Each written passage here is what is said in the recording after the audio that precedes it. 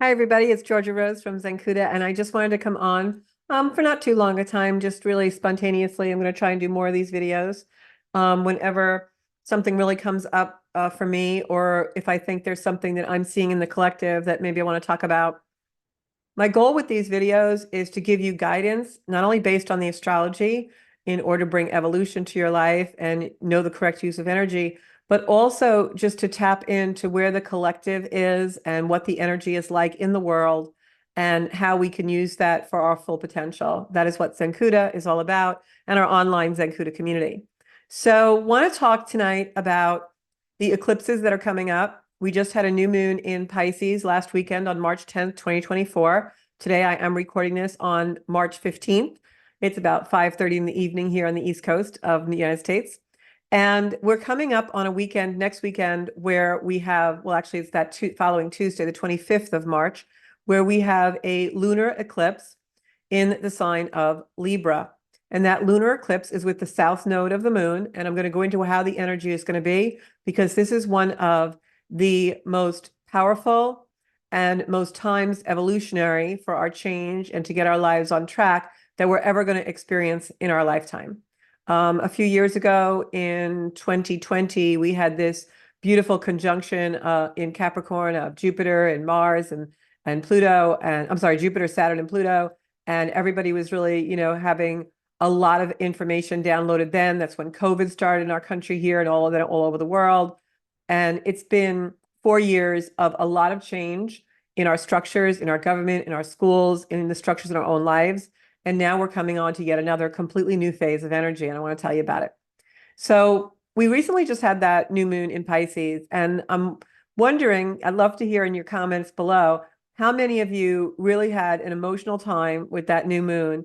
And how many of you something started to come to the surface during that moon, like you really started to think about things very philosophically, or you started to really think about your life direction or where you want to go and where you want to no longer be in some pretty, big terms. Yet it's a little bit elusive for you. You still can't put your finger on exactly what it is that needs changing, or perhaps you don't know exactly the place you're going to yet, but you know you don't want to be where you are in some way. That's the energy that came through with that new moon in Pisces. And so as a result of it, we're all a little bit floaty and maybe ethereal, we're emotional, but we're not really sure where all this is connecting to. Well, when that eclipse full moon in Libra comes in on the 25th, it's going to show us exactly what we want to let go of. So you can download your chart if you don't have one on astrology.com. I'm sorry, on cafeastrology.com or astro.com. Get a free chart. Look where Libra is and look where Aries is in your chart, because that's where the eclipses are going to be happening in the next few weeks. So March 25th, we have this eclipse come in Libra.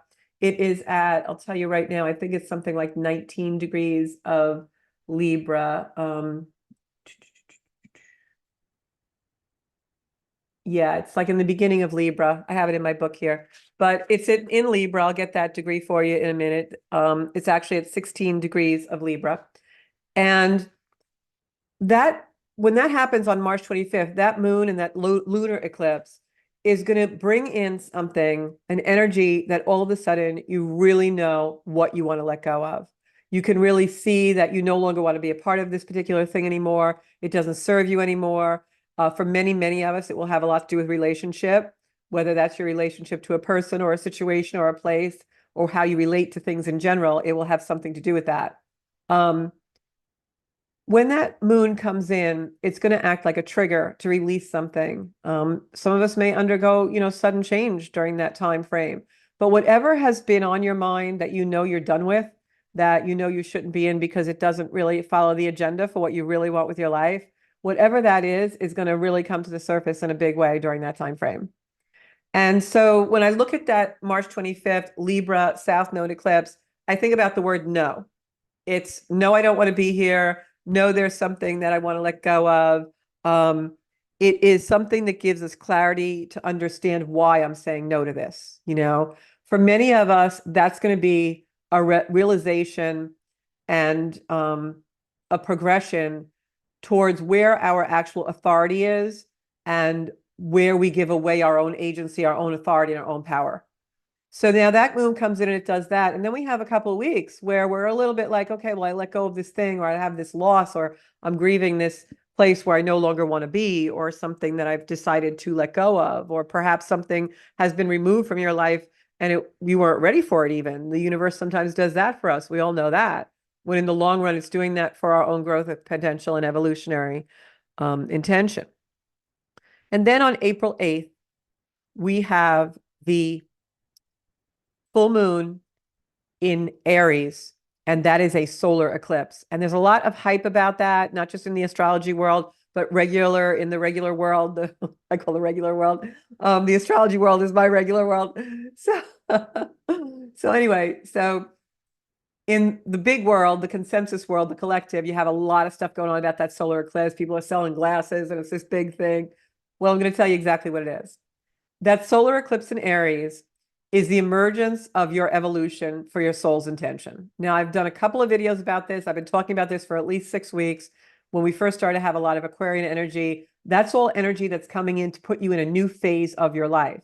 Now, some people are going to resist that. Not going to go so well for them, I can tell you that. If you surrender and go with the flow and really welcome in whatever it is the universe is trying to give you, trying to propel your soul forward for your betterment, that'll work out really well. But it's hard, right? We don't want to let go of the old. So on April 8th, we have this gorgeous solar eclipse. And that solar eclipse is like the other lunar eclipse on March 25th was no. This one's yes. Once that April 8th energy comes in, it's going to be the emergence of exactly where you want to go, your path. And you're starting to see now, okay, I didn't want to be over there, but I want to be over here. Now I know. Now I know what I want to do.